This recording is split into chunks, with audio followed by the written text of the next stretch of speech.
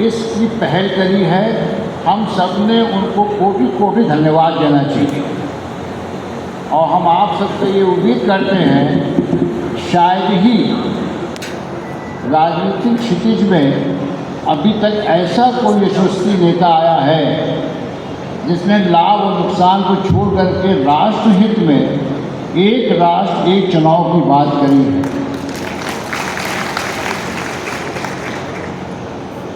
मित्रों, भारत जिसे हम विश्व गुरु के रूप में पहचानते हैं, हमेशा अपनी विविधता, सहिष्णुता और एकता के लिए जाना जाता रहा। हम सभी भारतीय धर्म प्रधान हैं, धर्मपरायण हैं, धर्मनिरपेक्ष हैं और इसी कारण से विश्व के मानस पटल में हम अपना एक अलग स्थान रखते हैं। धर्म हमारे जीवन और समाज के लिए एक अत्यधिक महत्वपूर्ण आयाम है। भारत देश के निवासियों में धर्मपरायण की भावना हमेशा से रही है। धर्म समाज और मानव जीवन की एक आधारभूत इकाई है। हमारे संविधान में भी अगर हम प्रस्तावना को देखें तो उसमें समाजवाद, धर्मनिरपेक्षता, लोकतंत्र और गणराज्य जैसे उच्च आदर्शों को दर्शाया गया। हमारी संस्कृति है, सर्वे भवन्तु सुखिनः, सर्वे सन्तु निरामयाः, सभी स्वस्थ रहें और सभी सुखी रहें। मित्रों, संविधान भारत की सबसे बड़ी ताकत है और हमारा देश का संविधान एकता में विविधता का एक उच्च स्तरीय उदाहरण है।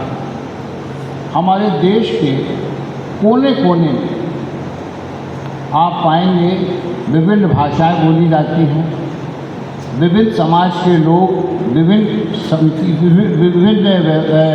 जातियों के लोग, विभिन्न वेशभूषा के लोग, विभिन्न खान पान के लोग, विभिन्न धर्म समाज के लोग हैं और ये पूरा राष्ट्र हमारा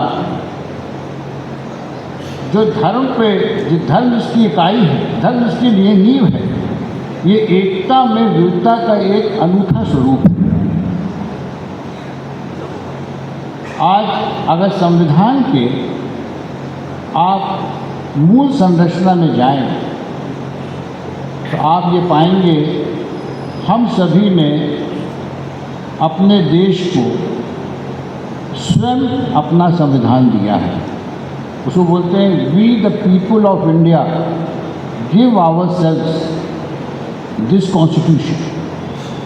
और इसमें सामाजिक न्याय, आर्थिक न्याय और राजनीतिक न्याय,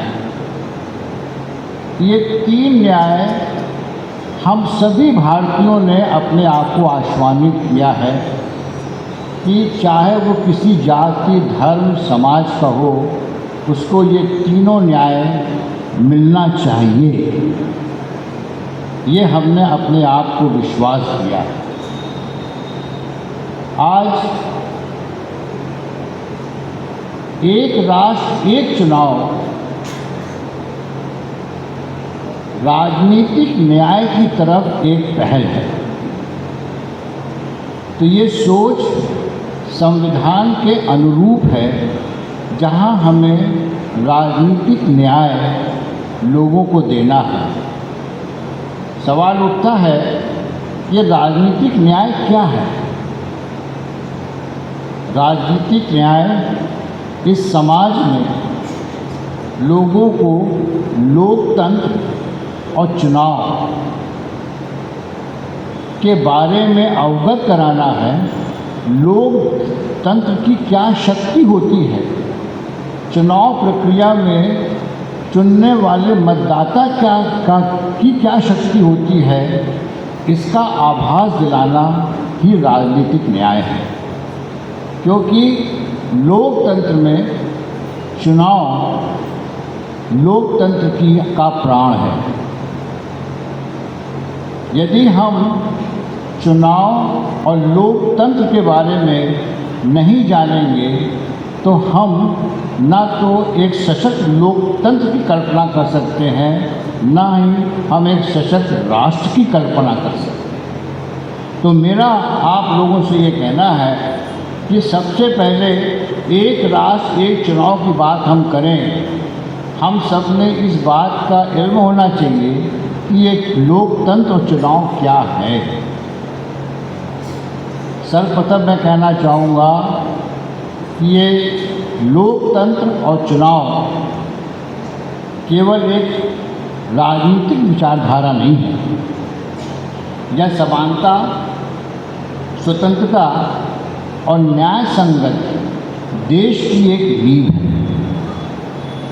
लोकतंत्र में नागरिक अपने प्रतिनिधियों का चुनाव की प्रक्रिया से चुनते हैं और चूँकि सरकार कुछ निहित हाथों तक सीमित न रहे, इस चुनाव प्रक्रिया से सत्ता एक चुने हुए प्रतिनिधियों के द्वारा तक पहुँचे, जहाँ जनता की आकांक्षाएं शासन व्यवस्था से जोड़ी जाती हैं।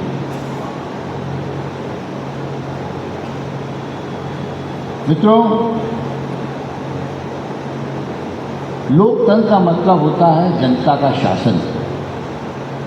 जनता के द्वारा चुनी हुई सरकार, जनता के लिए चुनी हुई सरकार और जनता के कार्य में समाहित हुई सरकार। लोकतंत्र में केवल मतदान एक अधिकार नहीं है, ये विचार विमर्श, संवाद और सामूहिक निर्णय लेने की एक प्रथा है। लोकतंत्र और चुनाव एक दूसरे के परिपूरक हैं। आज यही लोकतंत्र की महत्ता है कि हमारे देश में लोकतंत्र की वजह से आज हमारे माननीय प्रधानमंत्री किस स्तर से उठ करके और किस स्तर तक पहुँचे हैं, ये लोकतंत्र की शक्ति है।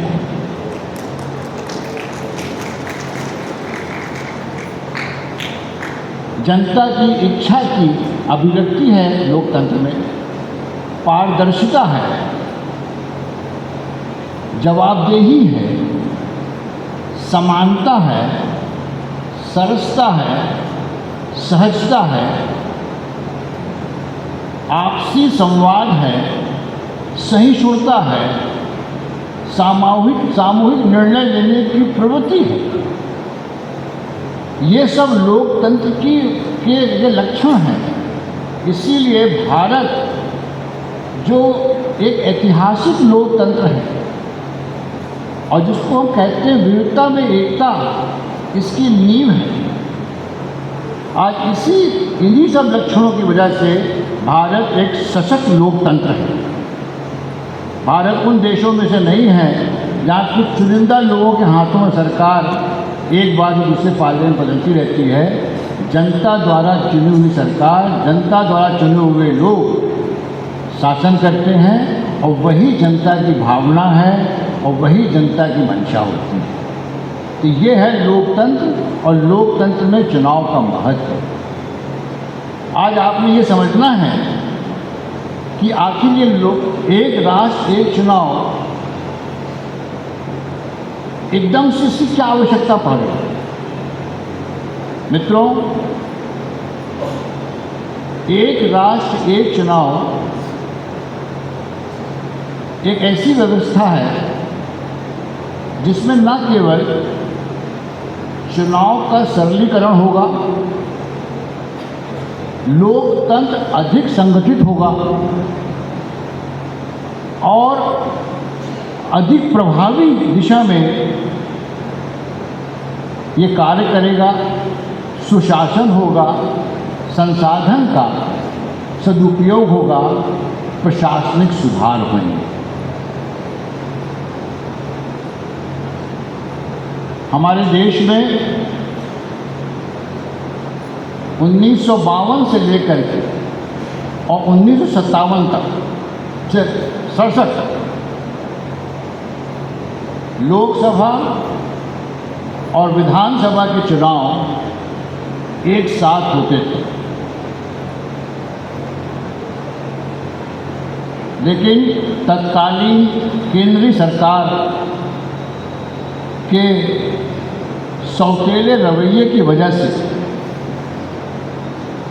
उन राज्यों में जहाँ पे उनकी पार्टी की सरकार नहीं थी, चुनी हुई सरकारों को बर्खास्त किया गया। उनके चुनने के बाद उनके कार्यकाल को कम किया गया और उसका नतीजा ये हुआ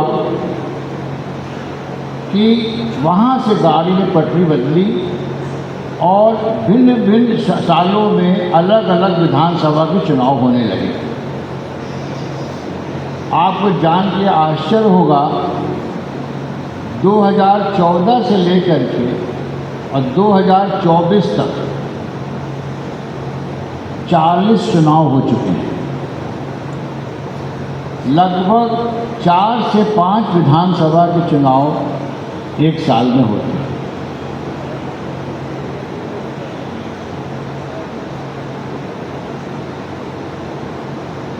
ऐसी परिस्थिति में यदि आप ये देखें कि ये चुनाव जो हर साल होते हैं, इसका क्या नतीजा होता है, इसका क्या प्रतिकूल असर पड़ता है। सबसे पहले आप देखें, जो चुनी हुई सरकार 5 साल के लिए शासन करने आती है, किसी भी पार्टी की, अपना घोषणा पत्र दिखा के आती है, मैं 5 साल में हम ये कार्य करेंगे। लेकिन वो सरकार में बैठते ही ये आ जाता है कि अगले साल उस प्रदेश में चुनाव है। कारण अब ये शुरू होता है कि चलो भाई, सारा अमला उठ के जाएगा, वो दूसरे प्रदेश के चुनाव में जा कर के अपना किला फतह करने के लिए पहुंच जाता है। तो जो काम सरकार को चुनने के बाद अपने प्रदेश में करने थे, नीतिगत निर्णय लेने थे, दूरगामी निर्णय लेने थे, वो काम ठप हो जाता है। और जो राजनीतिक प्रशासन है, वो दूसरे प्रदेशों में जा कर के चुनावी सभाओं में और चुनावी कार्यक्रमों में अपने आप को वो लिप्त कर लेते हैं। उसका रिज़ल्ट क्या होता है कि जो हमको आश्वासन दिया गया कि हम ये कार्य करेंगे, वो 5 साल में पूरी ईमानदारी से नहीं हो पाता, क्योंकि हर साल चुनाव में हर राजनीतिक पार्टी के लोग चुनाव जीतने में लग जाते हैं, चुनाव लड़ने में लग जाते हैं। तो पूरा साल चुनाव का ही माहौल रहता है और ये हर साल की कहानी है, हर साल की। जब चुनाव होता है तो फिर बाहुबलियों का प्रयोग भी होता है, समाज में अराजकता भी फैलती है, आपराधिक तत्व काफ़ी एक्टिव हो जाते हैं, सोशल मीडिया तरह तरह के अनर्गल प्रायोजन करता है केवल चुनाव को देखते हुए। अब इसका असर देखिए, हमारे छात्र, हमारे भाई लोग जो समाज में रहते हैं, हमारे बुजुर्ग समाज में रहते हैं, उनको उनके दिमाग को किस तरीके से ये सोशल मीडिया प्रदूषित करता है। चुनावी सभाओं में जिस तरीके से ध्वनि प्रदूषण होता है, हमारे स्कूलों में आए दिन मतदान केंद्र बना दिए जाते हैं, हमारे पढ़ाने वाले शिक्षक जो चुनावी सभाओं में, चुनावी कार्यक्रमों में और उनकी तैयारी में लग जाते हैं, हमारे राजस्व विभाग के या अन्य विभाग के कर्मचारी जिनको अपना काम करना है वो चुनाव ड्यूटी में चले जाते हैं, तो हमारे ग्रामीण अंचल के लोग, हमारे शहरी निकाय, शहरी स्थान के लोग, इनके जो रोज़मर्रा के काम हैं, बच्चों की पढ़ाई, हमारे आपके रोज़मर्रा के काम सब शिथिल पड़ जाते हैं। आपको जान के आश्चर्य होगा, एक चुनाव में 70 लाख कर्मचारी पुलिस सैनिकों को लेकर के का मूवमेंट होता है। 1999-2000 में लोकसभा के चुनाव में 55,000 से 60,000 करोड़ रुपए खर्च हुए थे और 2024 में 4.35 लाख करोड़ खर्च हुए थे। अब आप सोचिए, अगर हर साल ऐसे चुनाव होते रहेंगे तो लाखों करोड़ रुपया ये लोकसभा विधानसभाओं के चुनाव में इस प्रकार से कुएं में जाते जाएंगे। समाज में जो निरंतरता है, शासन की स्थिरता है, जो संसाधनों का उपयोग है, जो प्रशासनिक अमले का काम है, उन सब पे इसका कितना प्रतिकूल प्रभाव पड़ता है, इसका आप अंदाज़ा लगा सकते हैं कि आखिर ये शासन व्यवस्था जा कहाँ रही है। क्या पूरा हमारा आपका टैक्स का पैसा, क्या हमारी सारी अपेक्षाएं केवल चुनाव तक ही सीमित हैं कि हम टैक्स दें केवल चुनाव लड़ने के लिए, हमारे काम ना हो चुनाव का बहाना लेकर के। ये सारी कुरीतियाँ जो हैं, ये हर साल चुनाव जो हो रहे हैं इसकी वजह से फैल रही है। कोई विकास का काम नहीं होता, क्योंकि जब नीतियाँ नहीं बनी तो उस पर अमल करने का कोई प्रश्न ही नहीं उठता। सरकारी संसाधनों पर अनावश्यक दबाव रहता है। ऐसी स्थिति में आप किस तरीके से समाज को चलाओगे, किस तरीके से शासन व्यवस्था चलाओगे। आज आप देख लीजिए, आज लोकसभा में माननीय मंत्री जी बैठे, जिस स्तर का विपक्ष के द्वारा चर्चा की जाती है, हम सभी लोग को अफसोस होता है कि ऐसे ऐसे तत्व भी लोकसभा में हैं जिनका खुद का कोई स्तर नहीं है, जिनकी बात करने का कोई स्तर नहीं है, और केवल चूँकि अगले साल किसी प्रदेश में चुनाव है, इसलिए एक अनर्गल चीज़ों को बोलने की एक प्रथा सी बन गई है। राजनीतिक स्तर गिरता जा रहा है। डिबेट का, चर्चा का जो एक स्तर लोकसभा का होता था, विधानसभा का होता था, वो निरंतर गिरता जा रहा है। और सबके पीछे मूल कारण क्या है? चुनाव। क्या ये लोकतंत्र, ये भारत का लोकतंत्र यही सोचा गया था कि लोकतंत्र का मतलब सिर्फ चुनाव है, कि लोकतंत्र का मतलब था कि सशक्त लोकतंत्र, एक कुशल शासन, एक जनता की अपेक्षाओं में खरा उतरने वाला शासन, जनता की सरकार, जनता की आकांक्षाओं को सरकार से जोड़ने का शासन। यही तो सोच थी हमारे फोर फादर्स की, जो संविधान बनाया। एक सशक्त लोकतंत्र का मतलब होता है जनता का शासन।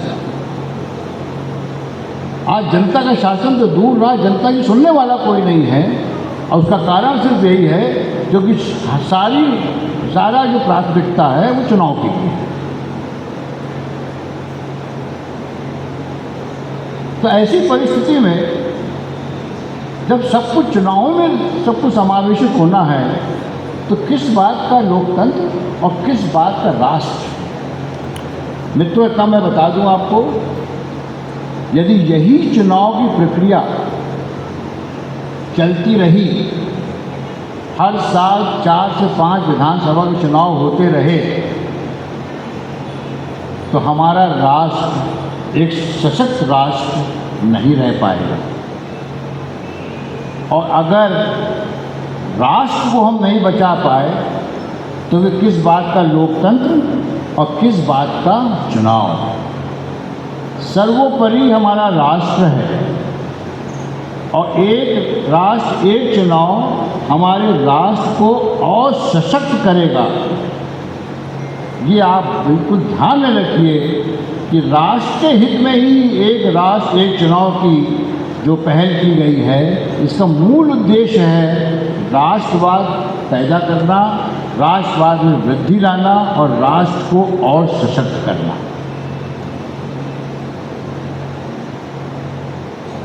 आज स्थिति ये बनती है कि आप हर साल चुनाव कराते हैं, वोटर टर्नआउट आपका गिरता जाता है। आदमी सोचता है क्या बार बार चुनाव हो रहा है, हर बार वोट डालने जाओ, क्यों जाओ वोट डालने, क्या हो जाएगा वोट डालने। तो एक जो मैंने आपको शुरू में बताया कि लोकतंत्र में चुनाव लोकतंत्र का प्राण है। ये बार बार चुनाव होने से चुनाव का महत्व क्षीण होता जा रहा है। लोगों को चुनाव का महत्व समझ तो दूर बात करने में तकलीफ होती है, क्योंकि हर साल आप चुनाव करवा रहे हैं। ऐसी स्थिति में आज ये बहुत बड़ी ज़रूरत थी कि भाई एक राष्ट्र में एक चुनाव हो, 5 साल में एक बार हो, जो लोकसभा और सारी विधानसभाओं का एक साथ चुनाव हो जाए। सबसे बड़ी बात इसमें यह है लागत क्षमता। उसी पैसे में जो आप हर चुनाव में खर्च करते हैं हर साल, उसी पैसे में 5 साल में लोकसभा का और विधानसभा का चुनाव एक साथ हो जाएगा।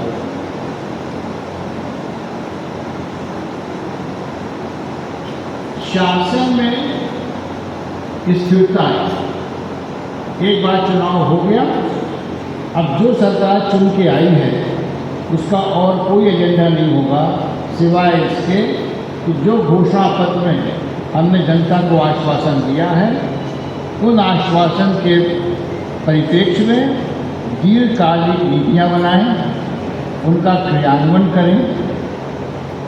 हमारे जो कर्मचारी हैं, संसाधन हैं, जो यहाँ वहाँ भटकते हैं चुनाव की ड्यूटियों में, वो अपनी सीट पर काम करेंगे। शासन व्यवस्था और सुधार होगी। और सबसे बड़ी बात है, शासन में न केवल स्थिरता रहेगी, शासन में निरंतरता रहेगी।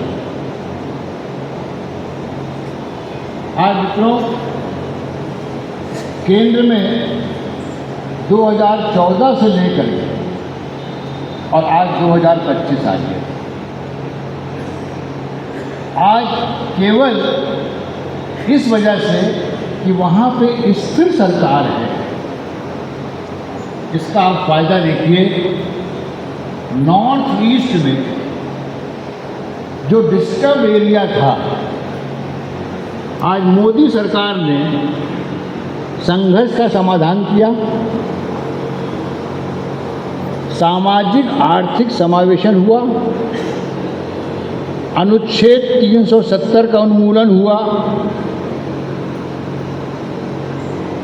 औद्योगिक नीति 2021 आई कश्मीर में, उज्ज्वला योजना, जनधन योजना, प्रधानमंत्री आवास योजना, स्टार्टअप्स,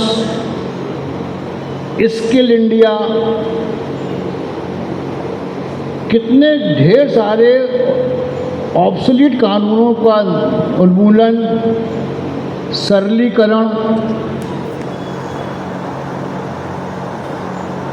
वैश्विक निवेश, आखिर ये सब किस वजह से हुआ? क्योंकि केंद्र में स्थिर सरकार थी। और दूर क्यों जाएं, आज ये एक राष्ट्र एक चुनाव की बात बहुत पहले से होती आ रही है। देखिए, ये हमारे माननीय प्रधानमंत्री नरेंद्र मोदी जी का जज्बा है कि उन्होंने स्थिर सरकार में एक राष्ट्र एक चुनाव की पहल कर दी। हम सब ने करतल ध्वनि से उनका धन्यवाद देना चाहिए कि जिस तरीके से उन्होंने इस चीज़ को उठाया है, और हमें पूरा विश्वास है कि आने वाले समय में मामला है जेपीसी से अभी लोकसभा में आएगा, वहाँ से राज्यसभा जाएगा, जहाँ कानून बन जाएगा। संभवतः 2029 में इसका क्रियान्वयन भी हो सकता है, बट किसी भी हालत में 2034 तक तो इसका क्रियान्वयन होना ही है। मित्रों, एक राष्ट्र एक चुनाव के लिए मोदी जी ने पूर्व राष्ट्रपति श्री रामनाथ कोविंद जी की अध्यक्षता में एक कमेटी बनाई। उन्होंने 9 महीने के पीरियड में, समय में 1827 पेज की रिपोर्ट दी। और आपको ये जान के खुशी होगी कि 62 राजनीतिक दलों को बुलाया गया था। 47 राजनीतिक दलों ने इसका पक्ष में वोट डाला।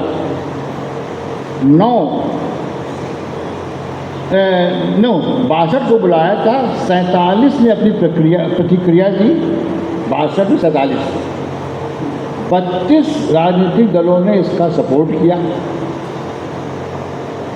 भारत के 4 पूर्व मुख्य न्यायाधीशों ने इसका सपोर्ट किया। भारत के राज्य के मुख्य पूर्व न्यायाधीशों में से 9 में से 6 लोगों ने इसका सपोर्ट किया। इसके अलावा फिक्की, एसोचैम, CIA, करीब 82% पूरे देश से जो प्रतिक्रियाएं आई, उन्होंने एक राष्ट्र एक चुनाव का सपोर्ट किया है।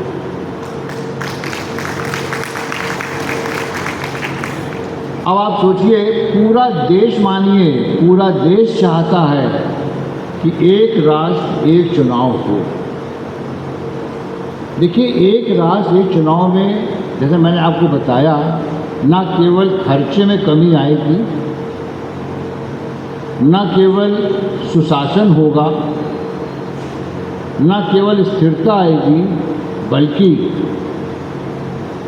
वैश्विक परिप्रेक्ष्य में आपके राष्ट्र के सशक्तिकरण की बातें उठेंगी। आज आप पूरे वैश्विक मंच में देख लीजिए, स्थिर सरकार संभवतः पूरे वर्ल्ड दुनिया में मोदी सरकार की है, जो तीसरा टर्म कर रही है।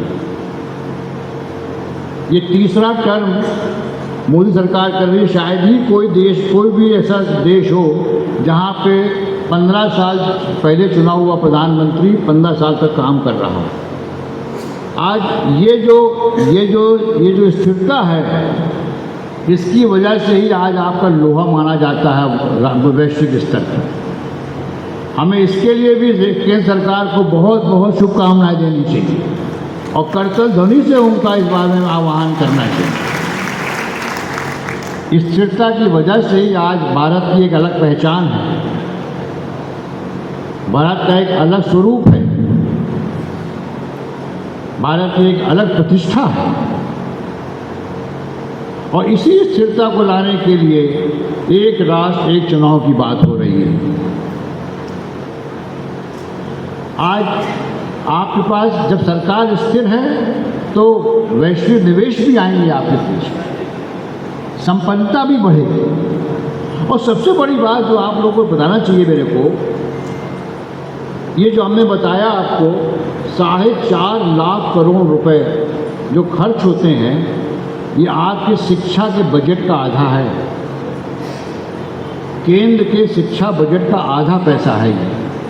अब यही पैसा हमारे ग्रामीण अंचल में जो स्कूल हैं, जो स्कूल से जुड़ी हुई गतिविधियां हैं, अगर उसमें खर्च होगा, स्वास्थ्य के क्षेत्र में खर्च होगा, तो जो ग्रामीण अंचल सबसे बड़ी चुनौतियां हैं स्वास्थ्य और शिक्षा, उसका हम सामना कर सकेंगे और ग्रामीण अंचल के लोगों को एक स्वस्थ जीवन एक अच्छी प्राथमिकता के साथ दे पाएंगे।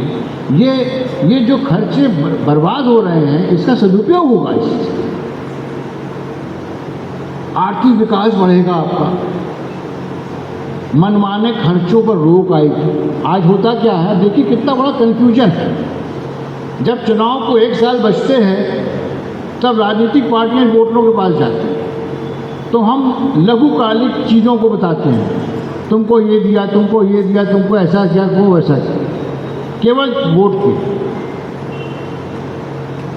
ये सारी कुरीतियाँ खत्म हो जाएंगी। क्यों? जब आप 5 साल परफॉर्म करोगे आप, तो वोटर भी ये देखेगा कि हमारा प्रतिनिधि ने 5 साल कितना काम किया, और तब वो असेसमेंट करेगा कि हाँ, इन्होंने ये काम किया है तो मैं इन्हीं को ही वोट दूंगा। ये है लोकतंत्र में चुनाव की शक्ति, कि जहाँ पे एक सम्मानी लोकतंत्र है और मतदाता भी माननीय है, जो देखेगा कि हमारे प्रतिनिधि ने काम किया इसलिए इसको हम वोट डालेंगे। इसी भावना को अगर आप ध्यान में रखें तो ये एक राष्ट्र एक चुनाव न केवल मतदाता का अधिकार या स्तर बढ़ाएगा, लोकतंत्र मैंने कहा, और सशक्त और संगठित करेगा। इसके अलावा आज हमारे देश में विभिन्न क्षेत्रीय दल हैं। हर का अपना अपना एक मैनिफेस्टो रहता है, घोषणा पत्र रहता है। अब प्रॉब्लम कहाँ आती है? उन्होंने कहा केंद्र सरकार भी चुनाव में उतर रही है। अब केंद्र सरकार को ये लगता है कि हमें अपना एक ऐसा मैनिफेस्टो बनाना चाहिए जहाँ पर हम उन चीज़ों को प्रमोट करें जिसमें हम उसको आर्थिक मदद दे करके वहाँ के लोगों को लोभ लुभान तरीके से वोट प्राप्त करें। होता क्या है कि केंद्र सरकार जो सरकार है, वहाँ पे वो अपने प्रभाव का ये उपयोग करते हैं कि उनका जो स्टेट का एजेंडा है वो केंद्र के साथ जुड़ जाए और उसको वो उस प्रकार से प्रमोट करके वोट को आकर्षित करें वोट। अब उसमें थोड़ा सा सौतेला व्यवहार भी होता है कि जो दूसरे प्रदेश में क्षेत्रीय दल हैं उनकी आकांक्षाओं पर आप खरे नहीं उतरते हो। ये आरोप लगता है कि आप हमारी जो स्टेट की प्रायोरिटीज़ हैं उसको ध्यान नहीं दे रहे हो, आप अपना एजेंडा चला रहे हो। जब ये एक राष्ट्र एक चुनाव होगा तो केंद्र का सरकार देश हित की बात करेगी और वहाँ पर जो क्षेत्रीय मुद्दे हैं वहाँ पे केंद्र की सरकार की जो पार्टी है वो अपने क्षेत्रीय मुद्दों को उठाएगी और उसके कंपटीशन में क्षेत्रीय पार्टियाँ अपने क्षेत्रीय मुद्दों को उठाएंगी। तो इसको हम बोलते हैं कोऑपरेटिव फेडरलिज्म। मतलब कि केंद्र और शासन और कोऑपरेटिव कंपटीशन। तो जब एक साथ चुनाव होगा तो हर क्षेत्रीय पार्टियां भी या केंद्र की पार्टियां उन स्थानीय मुद्दों को राज्य शासन के लिए रखेंगी जो वहाँ के लिए सार्थक हैं और केंद्र के लिए एक अलग मुद्दे रखेंगे। तो इसमें क्या होगा, आपस में एक कंपटीशन होगा कि किसने क्षेत्रीय मुद्दों को किन किन पहलुओं पे आगे बढ़ाया है और किसने केंद्रीय मुद्दों को आगे बढ़ाया है। तो ये एक हेल्दी कोऑपरेटिव फेडरलिज्म और कोऑपरेटिव कंपटीशन की भावना को और आगे बढ़ाएगा। तो साथ साथ चुनाव हो रहे हैं, अलग अलग चुनाव नहीं हो रहे। और इसके बाद जब चुनाव ख़त्म होगा तो जो समन्वय है, एक बार चुनाव हो गया, लड़ लिए, झगड़ लिए, एक दूसरे को कह सुन लिए, अब स्थिर हो गए। तो केंद्र शासन का और राज्य शासन का जो समन्वय होगा वो और सुदृढ़ होगा। जो आज की तारीख में आप देखते हो ना, वैमनस्यता रहती है, क्योंकि दोनों के चुनाव अलग अलग हो रहे हैं, एक पावर में है, एक पावर में नहीं है, और फिर आपस में कटुता होती है। ये सारी चीज़ें समाप्त हो जाएंगी। तो एक अच्छे राष्ट्र के लिए भाई देखिए, राज्य शासन और केंद्र शासन कोई बाहर के नहीं है, हमारी कोई दुश्मनी नहीं होती किसी से। वो भी सरकार है, आज भी सरकार है, लेकिन मसला ये है कि हमको दोनों को मिलकर काम करेंगे। अगर केंद्र शासन और राज्य शासन मिलकर काम नहीं करेगी तो देश कैसे बढ़ेगा? क्या ये दुश्मनी निभाते रह जाएंगे हम कि तुमने चुनाव जीता, तुमको हम वो चीज़ नहीं देंगे ताकि तुम्हारा नाम बदनाम हो, हमारी सरकार है दूसरे प्रदेश में तो उसको हम आगे बढ़ावा देंगे। इस प्रकार से देश आगे नहीं बढ़ सकता। देश बढ़ाना है तो हमें सारी सरकारों को और केंद्र सरकार को आपस में एक ऐसे समन्वय बना के रखना है कि पूरे देश की प्रगति, प्रदेश की प्रगति एक साथ हो, ताकि एक हम अच्छे राष्ट्र की परिकल्पना कर सकें और एक सुदृढ़ लोकतंत्र को हम स्थापित कर सकें। ये कुछ चीज़ें हैं जो एक राष्ट्र एक चुनाव के रूप में आपके सामने मुझे रखने का मौका दिया आप लोगों ने। और आप ये समझिए कि अगर ये अगर इम्प्लीमेंट हो गया तो चुनावी समीकरण जो आज की तारीख में बनते हैं वो बनना बंद हो जाए। उसमें क्षेत्रीय नेताओं को भी उतनी ही अहमियत मिलेगी जो आज के परिप्रेक्ष्य में केवल झगड़ा करने के लिए उनको उठाया बैठाया जाता है। आज कोई प्रदेश में चुनाव हुआ, वहाँ पर किसी अमुक जाति के लोगों को एक पार्टी खड़ा कर दिया, उसके काउंटर में दूसरी जाति के लोग खड़ा कर दिए। ये जाति व्यवस्था जो होती है, सामाजिक व्यवस्था जो होती है, ये ना हो करके जब एक साथ चुनाव होंगे तो उसमें लोग एक दूसरे के कंपटीशन में रखेंगे, ना कि एक दूसरे के व्यवस्था में रखेंगे। ये भी कम्युनिटी का भी डेवलपमेंट होगा इससे। जो समाज में भिन्न भिन्न समुदाय के लोग हैं उनका भी इसमें डेवलपमेंट, क्योंकि चुनाव एक बार हो रहा है। एक दूसरे के प्रति व्यवस्था रखने बजाय कंपटीशन होगा। तो इसकी जो सामाजिक बुराइयां हैं